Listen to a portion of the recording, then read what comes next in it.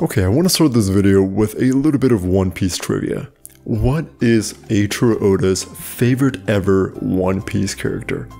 I'm gonna give you guys a second to figure this one out.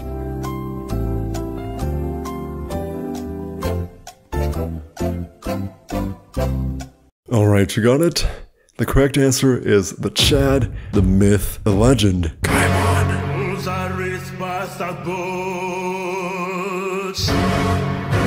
That's right, in 2001, SBS Oda confirmed that Gaimon was his favorite character in One Piece, which tells me that it's basically 100% certain that there's ought to be something special, something meaningful about the island where we first found this magnificent specimen. And that's why in today's episode of One Piece Geography 101, we're going to talk about the geography of this man's home, which is the island of rare animals. Okay, so just for a bit of recap, last time we talked about the geography of Orangetown, and we went a bit more in depth into what human geography is, why it matters in the world of One Piece, and how Oda uses the distinction between space and place as a potent tool for world building throughout the rest of the story. In this episode, we're going to talk about the island of rare animals, and to be honest, this is going to be a pretty brief episode. The island of rare animals is canonically the place where we've spent the least amount of time in the entire One Piece story, that being only one chapter in the manga and one episode in the anime. So there really isn't all that much geography to discuss here, but there is a little bit. And this is because this is a section in the story in which Oda lays down some very important groundwork that pays huge dividends as we move on throughout the rest of One Piece. And this is also because we can think of geography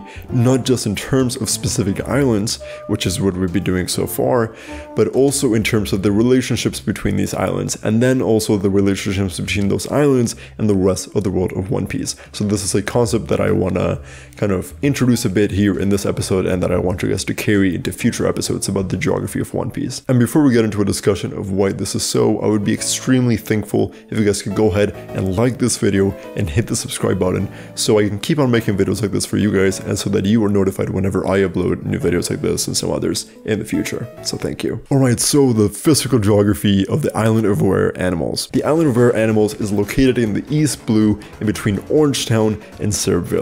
And this seems like a very basic thing, but it's actually quite interesting. You would only know this if you read the One Piece manga or if you read the One Piece wiki. In the anime, the island of rare animals is introduced after Syrup Village and between Baratie, so the location of this island is geographically just different in the anime. And that also means that Usopp was introduced into the specific part of the story in the anime when he wasn't originally there in the manga. Another fun fact is that, like Orangetown, the island of rare animals didn't get a name until way later on in the story. When we were first introduced to this island in the anime, it has no name, and then in 2007 Oda went ahead and gave it a name. And this actually meant that when Toei was adapting this part of the story in the anime, they had to go ahead and give it a name, so they named it Treasure Island, and I think in the 4Kids dub it's called Gold Island. So this apparently meaningless island actually has a pretty intricate history, which I did not expect at all. And you know, this island honestly doesn't have that many notable geographic features. Like, I guess it has a beach and a forest, and then there's that mound where the treasure was supposed to be, and I guess there's mango trees somewhere, because Oda has gone on the record saying that Gaimon's favorite fruit are the mangoes that grow on the island. Clásico. But that's about it, really. And here you will notice a recurring theme, like in the previous episode on Orangetown, which is that throughout the East Blue, Oda really wasn't paying all that much attention to the geography of individual islands. This is something that only really came into play in the later parts of East Blue and once we get into the Grand Line. But regardless of this, Oda was still paying a very heavy amount of detail on geography and world building for the wider world of One Piece, and the island of rare animals is a great example of this in East Blue. And there were two ways in which this is so. The first being biogeography. So what is biogeography? Biogeography is the distribution of plant and animal species across space, right? So where certain animals and plants are located and not in others. When people like to talk about world building in One Piece, they talk about how Oda gives each specific island its own culture, its own politics, its own people, everything. It's very intricate, but one of the things that people often leave out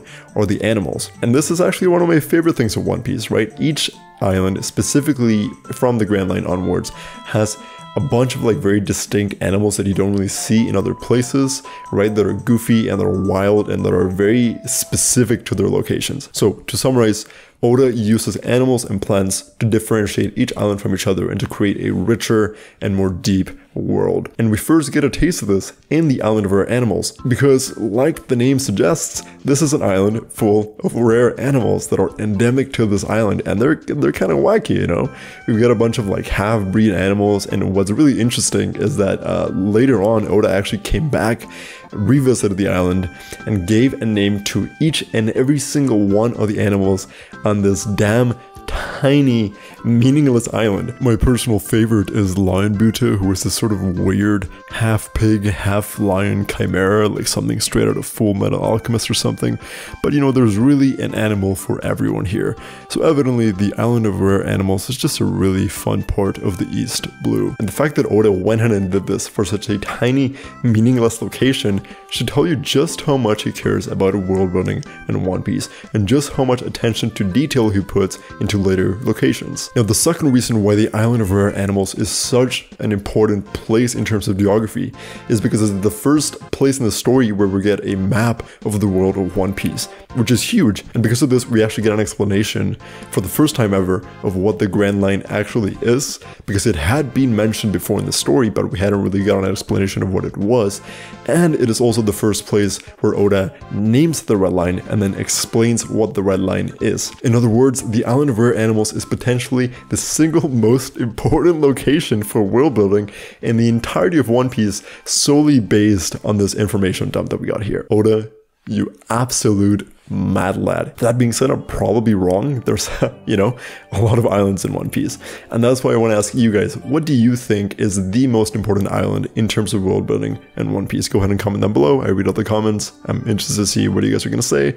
And, you know, maybe that'll make it into one of my future videos. You never know. But anyways, guys, thank you so much for watching this video. I hope that you enjoyed it. I know that it was a bit shorter than usual, but don't worry. We've got a really interesting one coming next week, which is Syrup Village, which has oh so much geography to it. I wish. I honestly have no idea what I'm going to say on that video, but I'll figure it out, so make sure to watch that video when it comes out. But yeah, don't forget to like, comment, and to hit the little subscribe button and the notification bell on the side so you're notified whenever I upload new videos like this one. This has been pascuagon, and I am out.